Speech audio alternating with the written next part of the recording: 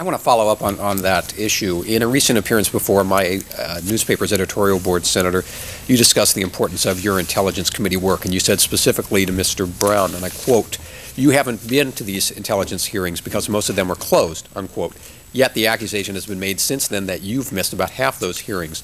I understand that the chairman and vice chairman of the committee could consider releasing your attendance record if you'd ask. That'd settle the matter. Why don't you ask? Well, you never asked me that before, Steve. You and I have discussed this many times, and you didn't ask me that. So well, I understand. So we'll see.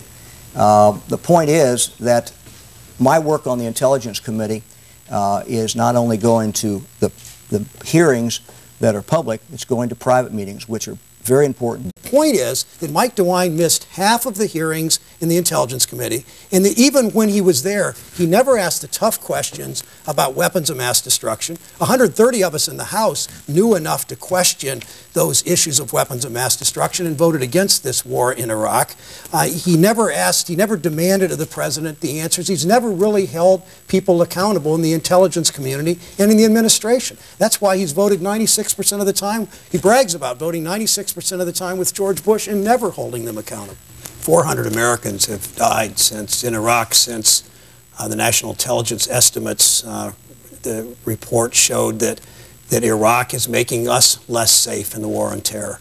Unfortunately, when that report came out, Senator DeWine didn't take the time to read it. He only read it after newspapers reported it 6 months later.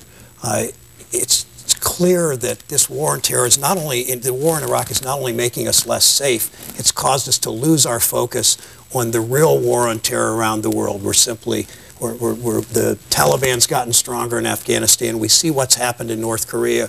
We know that Iran is increasingly dangerous, and we're not protecting our own country. We're not protecting our nuclear facilities and our waters, in our water systems and our chemical plants. We tell our grandmothers to take their shoes off at the airport, yet we inspect fewer than 10% of cargo containers coming into our country that'll come across I-70 right into the heart of the Miami Valley.